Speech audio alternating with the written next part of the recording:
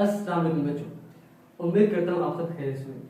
आज का हमारा टॉपिक है वो है inter conversion of potential energy and kinetic energy. सबसे पहले बच्चों है statement kinetic energy can be converted into potential energy and potential energy can be converted into kinetic energy but the total energy of the system remain constant.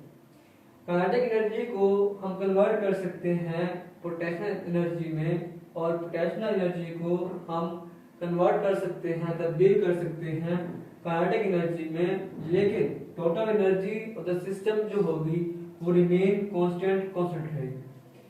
बच्चों when an object mass m moves with velocity v, एक object है जो जिसका मास m है और वो move कर रहा है विद वेलोसिटी v के साथ।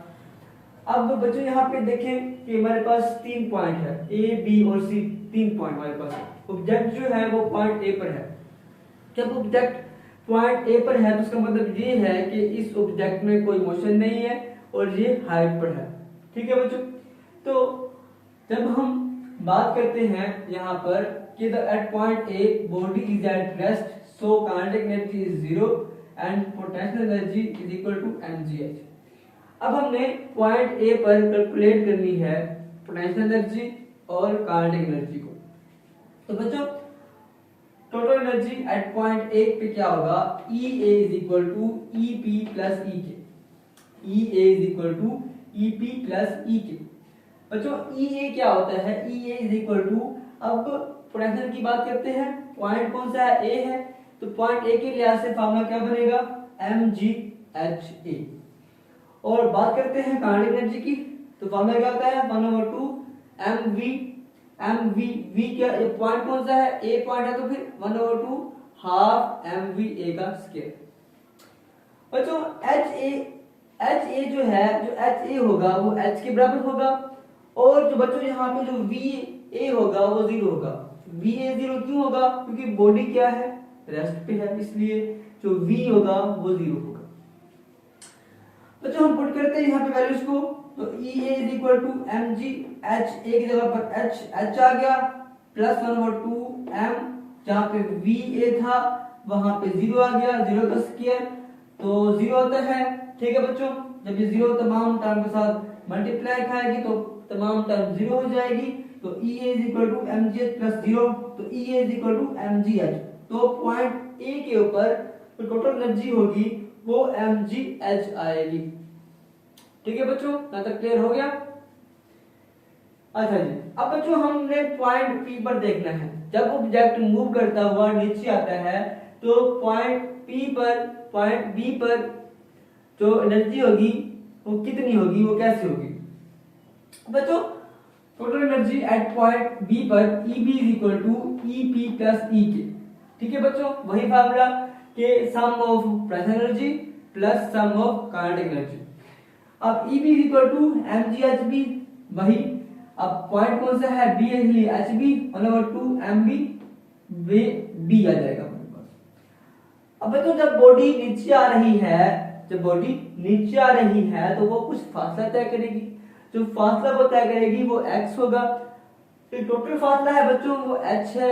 अब टोटल में से हमने वो हाफ फासला माइनस कर देना है जो उस बॉडी ने तय किया है। तो हमने क्या किया, ये टोटल में से हमने x को माइनस किया, तो जो h होगा हमारे पास वो क्या बनेगा, जो hb होगा वो h माइनस x के बराबर होगा। ठीक है बच्चों, हमने टोटल फासला h में से हाफ फासला जो है वो हमने माइनस कर दिया है, तो जो hb होगा वो h माइनस x के बराबर होगा। अब बच्चों हमने इक्वेशन इस्तेमाल करनी है हरकत की तीसरी मुसावात। ठीक है, तो 2as is equal to vf square minus vi square. बच्चों जब बॉडी यहाँ पे थी तो vi जो था वो 0 हो गया, जब बॉडी यहाँ पे पहुंची तो यहाँ पे vf जो होगा वो v हो जाएगा। और बच्चों यहाँ पर जो a होगा वो ग्रेविटी की, हमने पढ़ा हुआ है कि एक्सेलरेशन को हम ग्रेविटी में चेंज करते हैं और s को हम h में चेंज करते हैं। यहाँ पे जो s फासला होगा वो x लेंगे हम। ठीक है बच्चों, क्योंकि A से B जो फासला है वो क्या है, वो हमारे पास जी x है। और जब बॉडी ग्राउंड पे आ रही है तब भी क्या फासला है, तब भी x फासला होगा। इसलिए हमने ए जी ले लिया, एस को हमने एक्स ले लिया, वी एफ वी है, वी आई क्या है 0 है, हमने पुट कर दी वैल्यूज को, तो यहाँ पे v का स्क्वायर है आपके पास बच्चों। अब इस v का स्क्वायर जो आपके पास निकला है इसको हम बोलेंगे ये कौन सा है, ये vb का स्क्वायर है। कौन सा है बच्चों, ये vb का स्क्वायर है, तो 2gx vb का स्क्वायर आ जाएगा। अब बच्चों हमारे पास equation eb mghb plus 1/2 mvb का स्क्वायर, जो बच्चों हमने यहाँ पे hb निकाला है और यहाँ पे जो हमने vb निकाला है इसको हमने पुट कर देना है अपनी इस इक्वेशन के अंदर। तो eb mg, जहाँ पे hb था वहां पे h माइनस x आ गया, और जहाँ पे vb का स्क्वायर जो हमने निकाला है वो 2gx, तो यहाँ पे 2gx आ गया। 2 से 2 खत्म हो गया बच्चों, बाकी mgx बचा प्लस mgx। यहाँ पे जब mg मल्टीप्लाई करेगा h के साथ और x के साथ, तो mgh माइनस mgx, तो mg ये माइनस का mgx पॉजिटिव का mgx कट गया, तो eb mgh बच गया। अब पॉइंट b पर और पॉइंट a पर दोनों की वैल्यूज क्या है, सेम है, eb mgh, और यहाँ पर eab mgh के बराबर है। अब हम निकालेंगे पॉइंट c। जब बॉडी ग्राउंड पे पहुंचती है तो ग्राउंड पे पहुंचने वक्त तो क्या होता है कि जो हाइट होती है वो तो 0 हो जाती है, लेकिन जो काइनेटिक एनर्जी होती है वो हमारे पास उसकी वैल्यू आ जाती है। और काइनेटिक एनर्जी हमें कहते हैं, काइनेटिक एनर्जी जो है वो mgh के बराबर आ जाती है, और जो होती है पोटेंशियल एनर्जी वो 0 हो जाती है। देखते हैं कैसे। Total energy at point C, EC is equal to EP plus EK, and EC is equal to formula potential का mgh plus 1/2 mvc square, formula किसका है बड़ा, काइनेटिक एनर्जी का। पॉइंट कौन सा है, C है। एट पॉइंट C के ऊपर hc जो होगा बच्चों, ऑब्जेक्ट नीचे आ गया है तो हाइट खत्म हो गई है, तो इसलिए hc जो होगा वो 0 के बराबर आ जाएगा। 2as is equal to vf square minus v square, वही तीसरी मुसलवात हरकत की। अब यहाँ पे a g के अंदर s को हम h लेंगे, और यहाँ पे जो vf होगा वो हम vc लेंगे, और जो v होगा वो हम 0 लेंगे।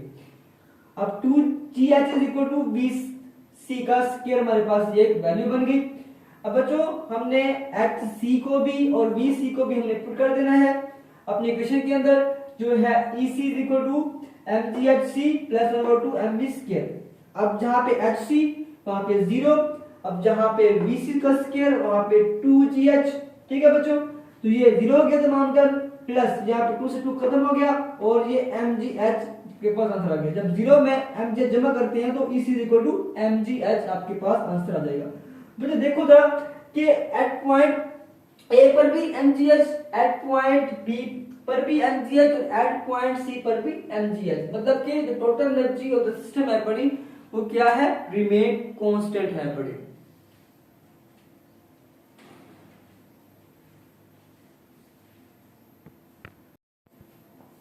जी बच्चों, अब इस टॉपिक का रिजल्ट क्या है, इसका कंक्लूजन क्या है। When body falls, velocity increase, जब बॉडी नीचे गिरती है तो वेलोसिटी में इजाफा होता है। Increase in velocity means increase in kinetic energy, जब बॉडी नीचे गिर रही है स्पीड के साथ तो उसके अंदर मोशन हो रही है, तो उसकी काइनेटिक एनर्जी भी बढ़ रही है। ये kinetic energy, if body false it height decrease, जब बॉडी नीचे गिरती है तो उसकी जो हाइट है वो कम होती है, hence potential energy decrease. So we write, हम लिख सकते हैं कि loss in potential energy is equal to gain in kinetic energy. Loss in potential energy is equal to gain in kinetic energy. तो फार्मूला क्या है यहाँ पे, mgh1 minus mgh2 is equal to 1/2 mv2 का स्क्वायर प्लस 1/2 mv1 का square. अब यहाँ से mg common h1 minus h2 is equal to 1/2, यहाँ से m कॉमन 1/2 कॉमन, तो v2 का स्क्वायर माइनस v1 का स्क्वायर। अगर बच्चों एयर फ्रिक्शन हो, in the presence of air friction when body moves downward, a part of potential energy used in doing work, जब body नीचे आती है और एयर है और एयर प्रेशर कर रही है, तो वो जो बॉडी है वो नीचे आते हुए वर्क करेगी with against friction force equal to the FH. वो जो फोर्स होगी जो वर्क करेगी वो एफएच होगा। रिमेनिंग पोटेंशियल एनर्जी क्या होगी, mgh माइनस fh कर देंगे। अब बाकी तो बचेगा तो वो कंजर्व्ड इनटू काइनेटिक एनर्जी होगा। अब loss in potential energy is equal to gain in kinetic energy plus work done against friction।